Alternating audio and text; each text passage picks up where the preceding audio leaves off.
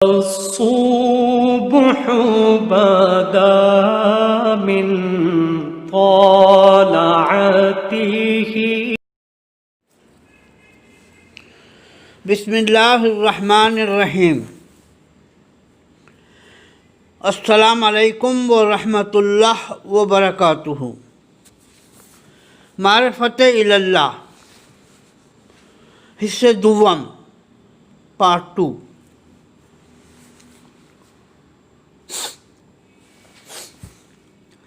معرفت الہی حاصل ہو جانے کے بعد سالک صدیقیوں کے درجے اولیٰ میں داخل ہو جاتا ہے. شکر و صبر کی کوئی حد مقرر نہیں. شکر جو صدیقیوں کی طلب کی انتہا لبوں کے مقصد اعلیٰ کا درجہ رکھتی ہے. تمام سالکان راہ کے امور کا انجام اس کی نظر میں ہے. محمد رسول اللہ صلی اللہ علیہ وسلم کا مقام عرش معلیٰ کے مقام قرب میں معراج ہے. معرفت کے مرتبہ اعلیٰ پر فائز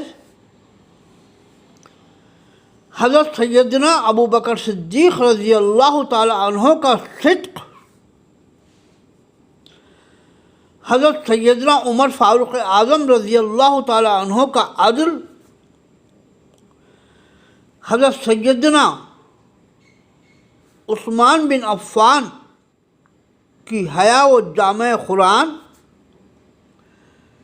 حضرت سیدنا علی ابن ابی طالب کی شجاعت اور اس کی حکمت کی منتہا ہے.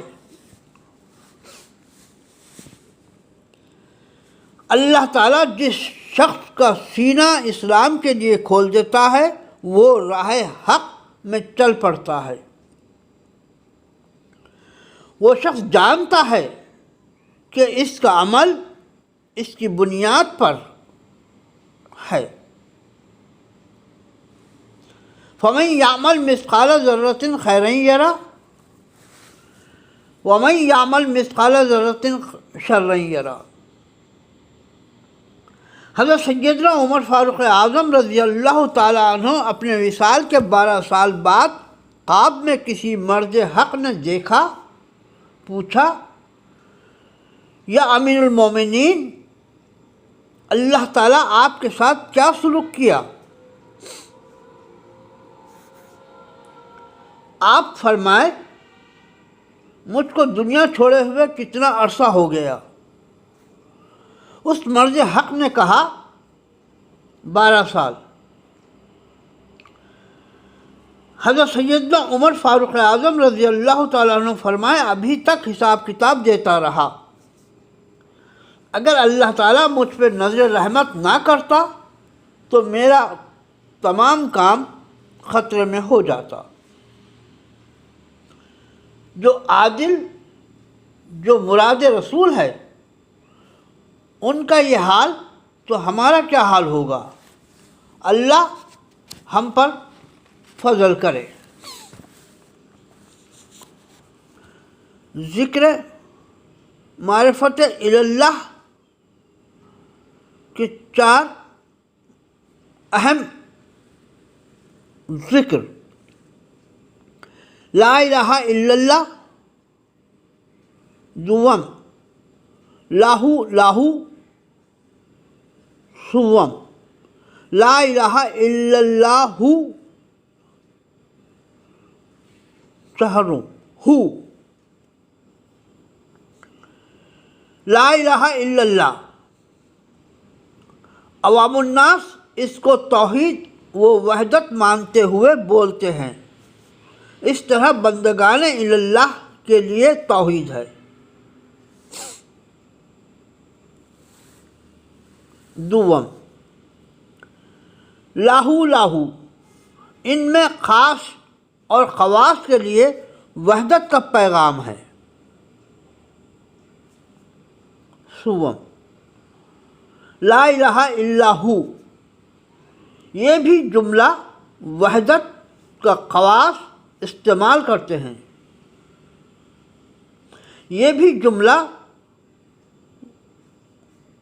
جملہ وحدت کا خواص استعمال کرتے ہیں، پر اثر باروب و دبدبہ اس لفظ میں پنہا ہے۔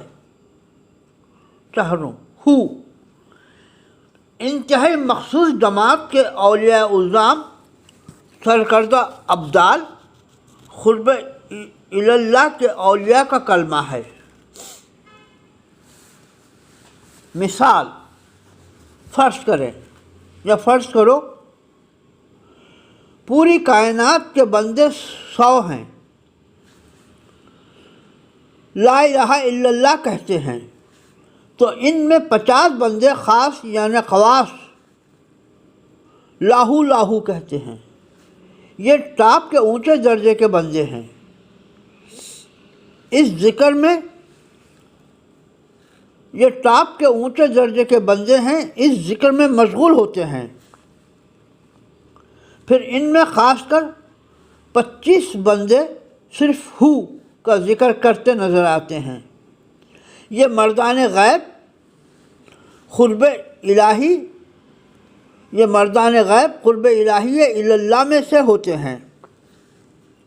ان میں بھی خاص وحدت و توحید اللہ کے منظر نظر محب اللہ وحدت کے جمال و جلال کو دیکھ کر اپنے آپ میں سمو لیتے ہیں۔ ان کا شمار تو قطب الاقطاب میں ہوتا ہے۔ قطب الاقطاب تمام عالم میں بیک وقت ایک ہوتا ہے، خود ولایت شمسی رکھتا ہے۔ کائنات کے تمام اولیاء اس کی نگاہ میں ہوتے ہیں، خواہ اس کی آنکھیں کھلی ہوں یا بند۔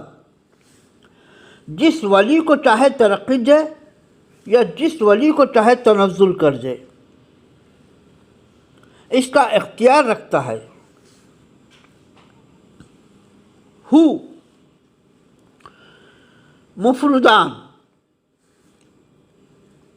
قطب الاقطاب کی ماتحتی سے خارج ہے۔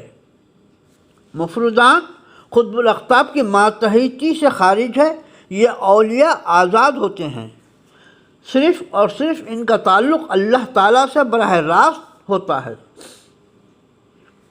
ان کے ذکر میں کئی مشاغل ہوتے ہیں، جس میں ہو کے ذکر میں منہ سے جو ہوا نکلتی ہے وہ اپنے اندر قلب میں ضرب لگا کر لیتے ہیں، یہی ذکر خاص ہے۔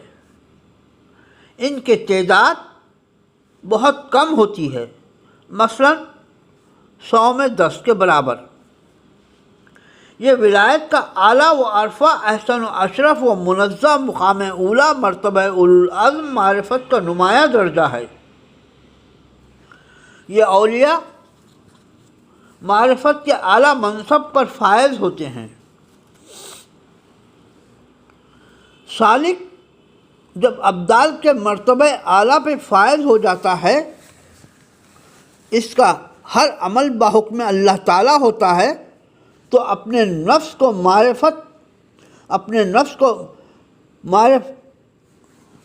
نفس کو مصروف رکھتے ہوئے ظاہر و باطن میں فنا فی الشیخ ہو کر شیخ کی مخالفت نہ کرے، اپنے نفس کو باز رکھے اور کثرت سے اس آیت کی تلاوت کرے۔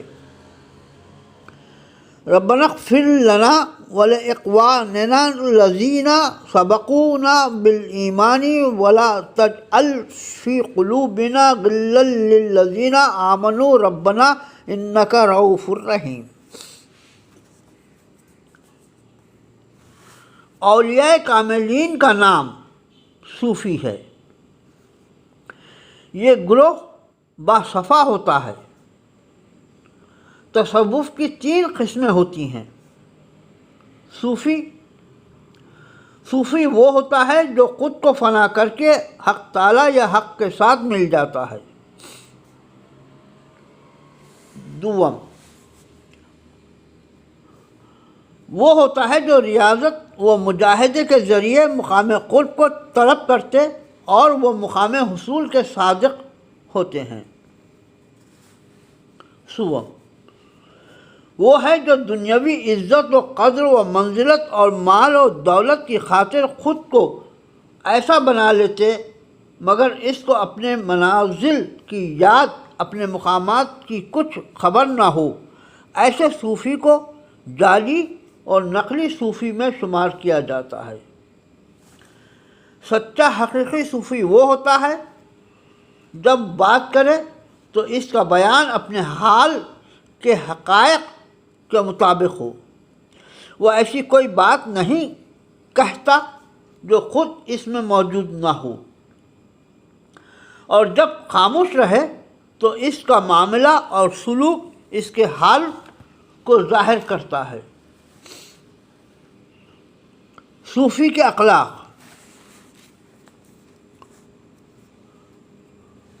صوفی کے اخلاق دو قسم کی ہوتی ہیں، ایک حق تعالیٰ کے ساتھ، دوسرے خلق اللہ کے ساتھ۔ تصوف کی بنیاد 8 حصوں پر ہے: سخاوت، رضا، صبر، اشارہ، غربت، گدڑی، سیاحت، فقیر۔ سخاوت۔ حضرت ابراہیم علیہ السلام اپنے بیٹے حضرت اسماعیل علیہ السلام کی قربانی میں سخاوت سے کام لیا۔ رضا۔ حضرت اسماعیل علیہ السلام بوقت ذبح اپنی رضامندی ظاہر کی اور راضی ہو گئے۔ صبر۔ حضرت ایوب علیہ السلام بیماری اور مصائب پر صبر فرمایا۔ اشارہ۔ حضرت زکریا علیہ السلام کو اللہ تعالیٰ فرمایا آپ 3 دن لوگوں سے اشارے سے گفتگو کریں۔ غربت۔ حضرت یحییٰ علیہ السلام اپنے وطن میں مسافروں کی طرح رہے، خاندان میں رہتے ہوئے اجنبی اور بیگانے کی طرح رہتے تھے۔ گدڑی۔ حضرت موسیٰ علیہ السلام تصوف صوف کا لباس استعمال کرتے تھے، یعنی گدڑی۔ سیاحت۔ حضرت عیسیٰ بن مریم علیہ السلام آپ تنہا اکیلا زندگی گزاری۔ عیسیٰ علیہ السلام کے پاس ایک پیالہ تھا، جب دیکھا ایک شخص دونوں ہاتھوں کو ملا کر پانی پی رہا ہے تو پیالہ توڑ دیا۔ جب دیکھا کہ ایک شخص ہاتھ کی انگلیوں سے بالوں میں کنگھی کر رہا ہے تو کنگھی توڑ دی۔ فقیر۔ سیدنا محمد رسول اللہ صلی اللہ علیہ وسلم کو اللہ تعالیٰ روئے زمین کی تمام خزانوں کی کنجیاں عنایت کی، مگر پھر بھی فقراء کی سی زندگی گزاری۔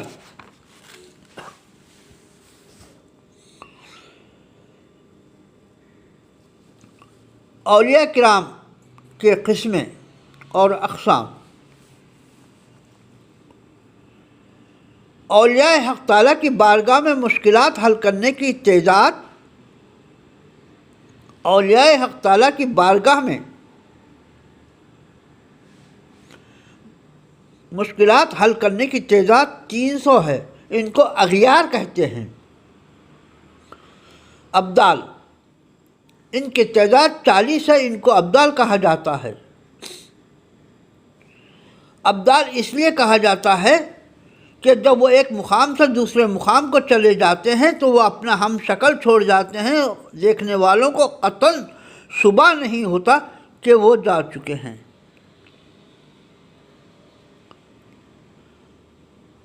ابرار، ان کی تعداد 7 ہے، جس کو ابرار کہتے ہیں۔ اوتاد، یہ اولیاء کی تعداد 4 ہوتی ہے جو زمین کے 4 کونوں میں مقرر ہوتے ہیں۔ نقبہ، ان کی تعداد 3 ہوتی ہے۔ قطب الاقطاب یا غوث یا قطب الارشاد، ایک ہی منصب کے الگ الگ نام ہیں۔ یہ تعداد میں 1 ہوتا ہے۔ یہ اولیاء الزام ایک دوسرے کو جانتے ہیں، امور معاملات میں ایک دوسرے کی اجازت طلب کرتے ہیں۔ والسلام، خیر الختام، تمت بخیر۔